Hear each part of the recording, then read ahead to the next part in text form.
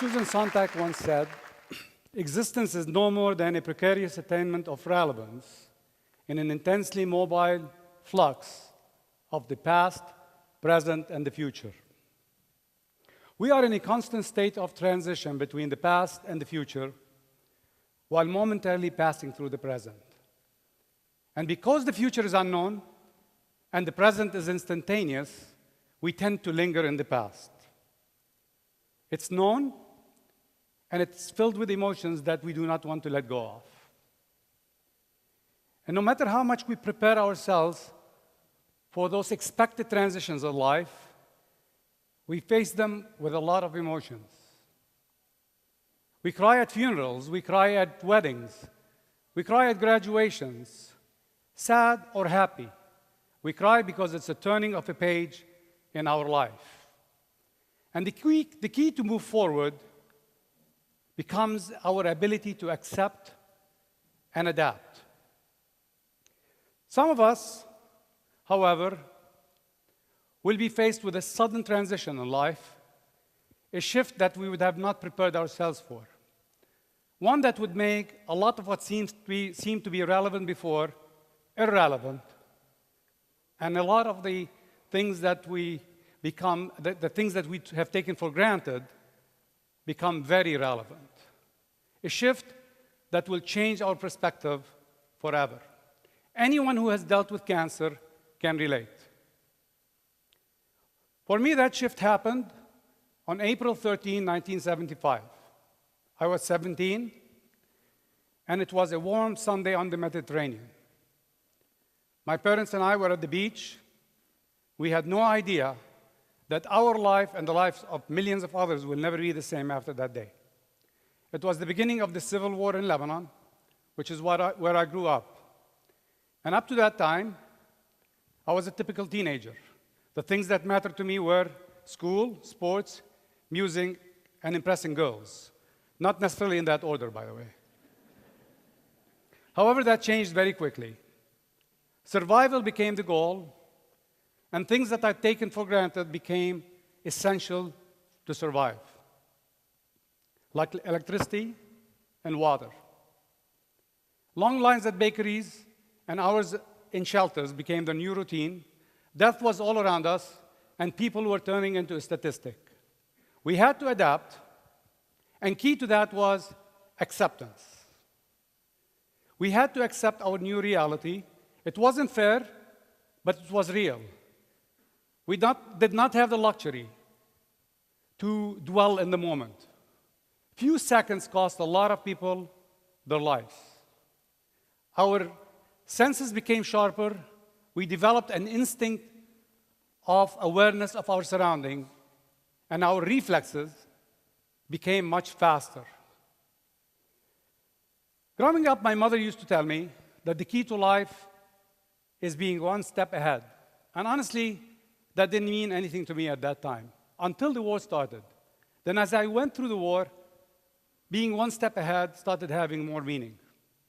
Now, while we were trapped in that moment of survival, we were aware that the world was moving forward, and that by the time we go back to normal life, we might have fallen so far behind that we would never be able to catch up.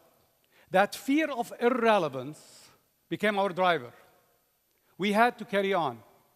So, despite the bombings and the kidnapping and the sniping, we went to school, we played sports, we went to the beach, and we went to parties.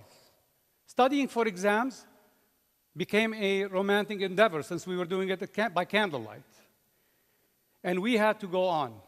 We became very good at juggling what was relevant to survive the war and what was going to be relevant to surviving in the future. Our appreciation for the present became deeper, and our dreams for the future became much more vivid. Relevance is defined as the relationship of something to the matter at hand. It implies dependency. Relevant on what? Relevant to who? It also implies a moment in time.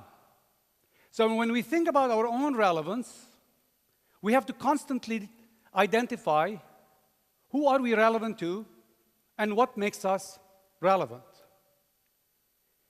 Accepting the fact that that is a moving target, it's not static, becomes critical.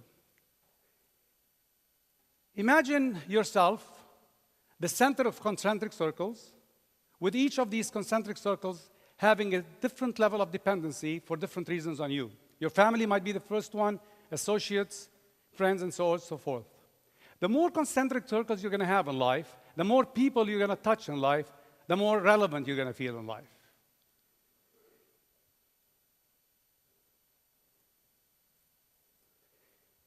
And the key to being able to stay relevant is to understand that what makes you relevant today might not make you relevant tomorrow. A good example in my mind is Arnold.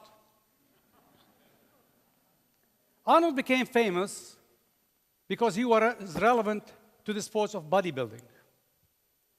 Today, this picture will not make it on the cover of a sports magazine, and Arnold could have easily faded away like hundreds of other bodybuilders who we can't even remember. But Arnold did not fade away. He became an actor. He became relevant to different people for different reasons. Then, a governor, again, relevance redefined. Then to an actor again. Whether you like him or not, today Arnold is one of the most recognized figures in the world. And he has found a way to keep on redefining his own relevance. In March of 1986, I had to deal with the second tectonic shift in my life. After living 11 years in civil war, circumstances dictated that we leave. So my parents and I, joined by my fiancée at the time, left everything behind and came and got reunited with the younger brother I had living here. We left everything behind, and I came with nothing but a degree in civil engineering from the American University of Beirut, which became my passport to life in the United States. Survival became the goal again, a different kind of survival. My family depended on me, and there was no going back. I had no choice. Failure was not an option. That strong dependency, that strong fear of failing those who I cared about the most, became my driver. But there was another kind of fear. I didn't know anybody, and I was nobody. I had only one concentric circle around me, which is my immediate family. Outside that, life was very empty. And that fear of irrelevance became a secondary driver to me. From there on, my life becomes a very familiar one. My story becomes a very familiar one. It's the story of an immigrant in pursuit of the American dream. For the past 26 years, I have been involved in some of the most incredible things that I would have never dreamt of. And things that only destiny could have mapped out for me. Today, I am no more in search of the American dream. I am living it. I have many concentric circles around me. The first one I started with my family are still here. My parents are still around.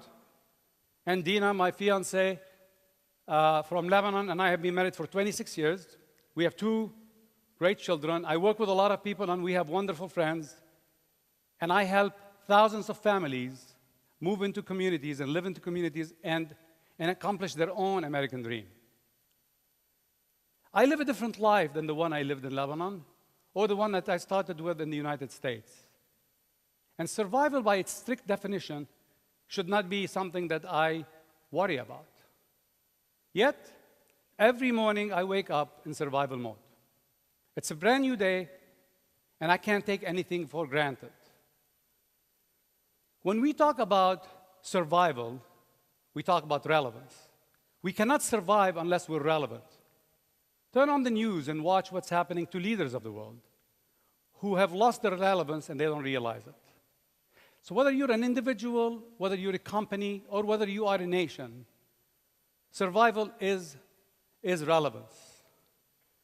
So today, when I reflect back on my life, I realize that a lot of the experiences I went through, some of which I thought at that time were the worst thing that was happening in life, were the experiences that shaped my view on life. So if my children come to me today and say to me, what did Grandma mean by one step ahead, and how do I do that? Here's what I'll say. First, it's one step, not 3 steps ahead.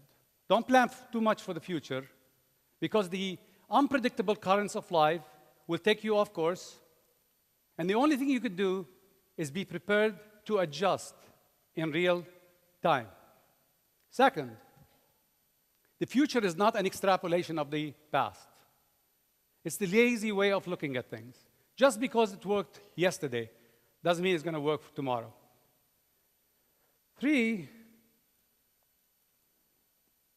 develop an instinct of awareness. Know your surrounding. Notice subtle changes and subtle differences. Be connected to your environment, people and issues, and do not hesitate. 4, identify your dependencies. Personify your responsibilities. By putting a familiar face on a task, the chances of success become higher because we do not want to fail those who we care about. I will tell them that a healthy dose of fear is a great motivator. Fear is an alarm in our mind that should always remind us that the world is moving forward and we cannot fall behind. And finally, I'll tell them that change has been great to me. The constant in life is change. The variables are how quickly do we embrace change and what we do with it. This is my favorite slide, and it reads, "When one door closes, another door opens. But we so often look so long and so regretfully upon the closed door that we do not see the ones which open for us." So, when my mother says to me today, the secret to life is one step ahead, I tell her, I get it. But you did not tell me that I often will find myself on my own. So I leave you again with Susan Sontag's words. Existence is no more than a precarious attainment of relevance in an intensely mobile flux of the past, present, and the future. Thank you.